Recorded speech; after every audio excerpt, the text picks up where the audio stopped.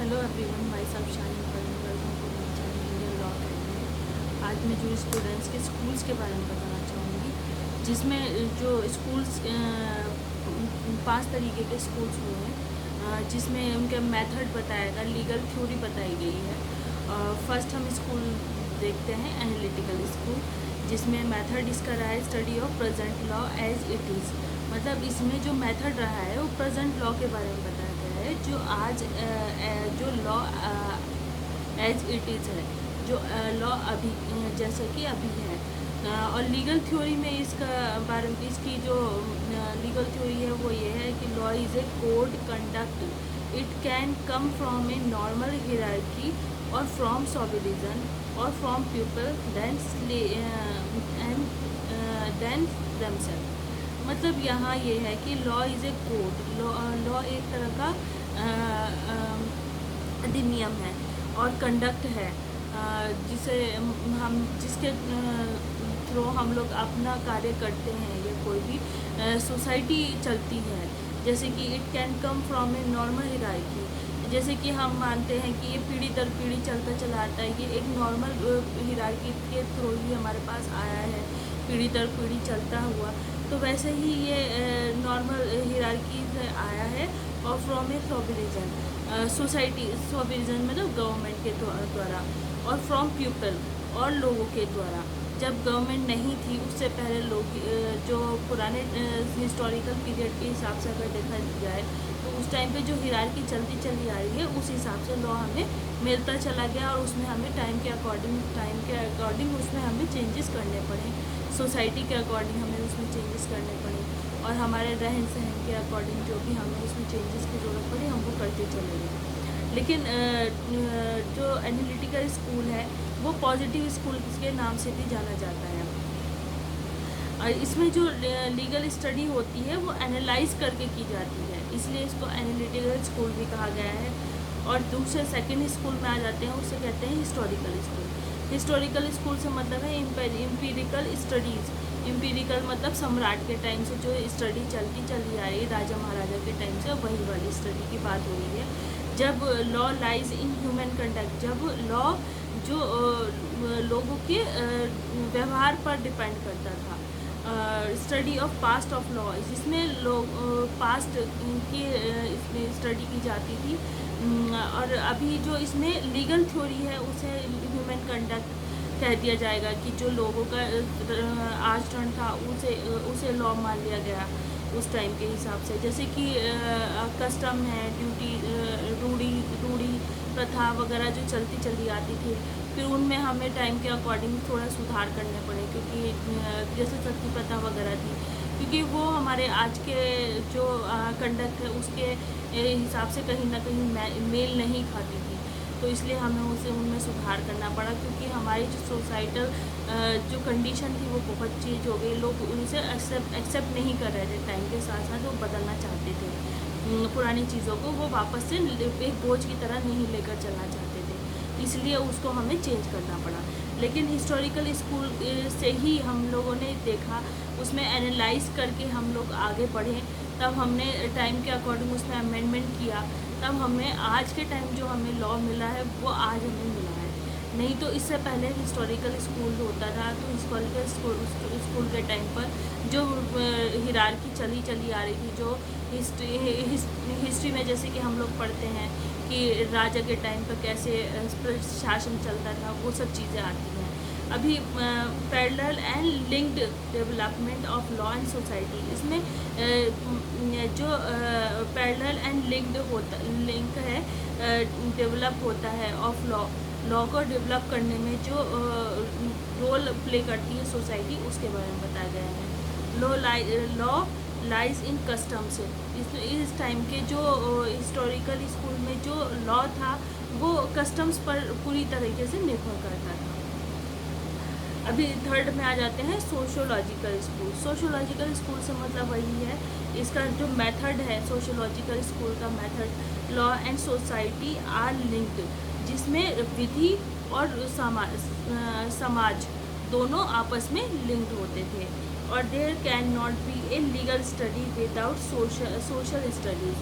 इसमें इस sociological school में बिना लीगल स्टडी के बिना कोई और लीगल स्टडी सोसाइटल स्टडी के बगैर नहीं हो सकती थी। जो सोसाइटल स्टडी है वही हमारी लीगल स्टडी मानी जाती है। अभी इसमें जैसे प्रेजेंट टाइम है, पास्ट टाइम है और फ्यूचर टाइम है। फिर इसके बाद law is A purposive system.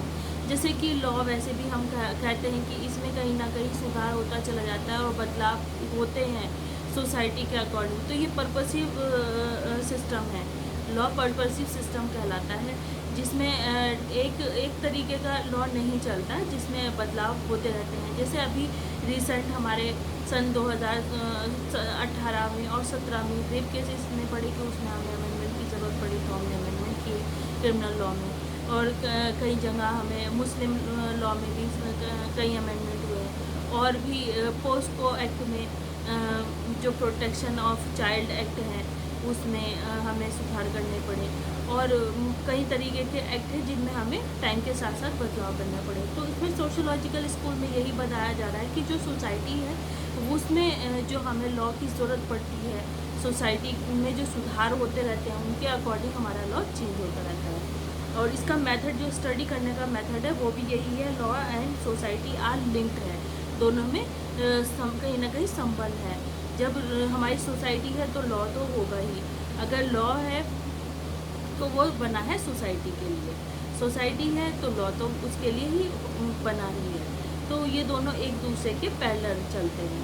फिर आ जाते हैं लीगल थ्योरीज की। लीगल थ्योरी में इसमें है law is tools of social balancing.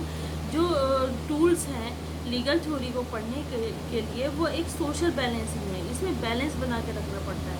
Balancing of societal process. Balance किस लिए ज़रूरत पड़ती है? हमें ज़रूरत पड़ती है बैलेंस करने के लिए, सोसाइटल प्रोसेस के लिए, जिससे हमारी सोसाइटी आगे बढ़ती रहे, जिसमें कहीं ना कहीं रुकावट ना आए। सोसाइटी में जब प्रोग्रेस होगी तब वो कहीं ना कहीं वो सोसाइटी आगे ग्रोथ करेगी, अदरवाइज़ वो वहीं रुक जाएगी। तो लॉ का पर्पस सोसाइटी को कहीं भी रुकाना नहीं है, ना ही उसमें कहीं भी कोई रोक करना है गलत तरीके से। फिर फोर्थ में आ जाते हैं नेचुरल स्कूल। नेचुरल स्कूल का जो मेथड है, स्टडी ऑफ मेथड है, वो law to be studied in universal logical order. Universal order के अकॉर्डिंग पढ़ी जाएगी लॉ। ह्यूमन रीजनिंग होगी उसमें। थर्ड है सेल्फ इन्वॉल्वमेंट होगा और प्रेजेंट पास्ट और फ्यूचर तो होगा ही। नेचुरल स्कूल है तो उसमें present past and future time तो के अकॉर्डिंग तो लॉ पढ़ा ही जाएगा या आएगा ही। सोसाइटी जैसे जैसे ग्रोथ करेगी वैसे वैसे लॉ में अमेंडमेंट होते जाएंगे। फिर थर्ड इसमें आ जाते हैं लीगल थ्योरी। जो है लीगल थ्योरी कैसे होगी? नेचुरल स्कूल की legal theory. Law is theory which organises society.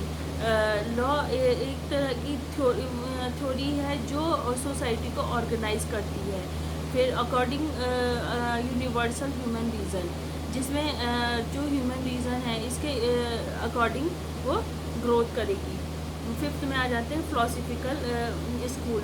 इसको फिलोसफिकल स्कूल भी कहा जाता है, फिलोसफी स्कूल भी कहा जाता है। फिर इसका मेथड ऑफ स्टडी है law is related to human intellect and practical behaviour. Law relate करता है ह्यूमन बौद्धिकता के अनुसार और प्रैक्टिकल बिहेवियर के अनुसार। जैसे मैंने अभी पहले भी बताया कि लॉ जब हम सोसाइटी में रहते हैं तो हमारी सोसाइटी में जैसे जैसे प्रैक्टिकल बिहेवियर होता है, लोगों का कंडक्ट या आचरण है, कस्टम है, प्रथाएं हैं, तो उनके अकॉर्डिंग जैसे जैसे लॉ चलता रहता है वैसे वैसे उसमें सुधार होते जाते हैं। फ्रीडम ऑफ एक्शन है। लॉ एक तरह से फ्रीडम ऑफ एक्शन है, हम लोगों को आज़ादी देता है एक्शन, फ्रीडम ऑफ एक्शन करने की। लेकिन हमारी कहीं ना कहीं उसमें एक बंदिश होती है या बाउंड्री होती है, हम उसे क्रॉस नहीं कर सकते। क्योंकि हर व्यक्ति का एक राइट है, तो सामने वाले का राइट वहाँ तक है, उस बंदे का राइट वहाँ तक है जहाँ तक कि दूसरे बंदे का राइट को वो वायलेट ना करे। फिर इसकी लीगल थ्योरी में लीगल थ्योरी होगी तो रोल ऑफ स्टेट है। लीगल थ्योरी में इसका स्टेट का रोल है। Automatically balance between intellect and practical, इसमें अपने आप ही जो बैलेंस होता है वो इंटेलेक्ट और प्रैक्टिकल होता है। जैसे कि लॉ जब अमेंडमेंट किया जाता है तो पार्लियामेंट में होता है, जैसे कि आज का प्रोसेस है, ठीक है। लेकिन इसके साथ साथ जो फिलोसफिकल स्कूल में जो जूरिस्ट हुए हैं उन्हें भी हम कहीं ना कहीं रिकमेंड करते हैं, उनके थॉट हम लेते हैं।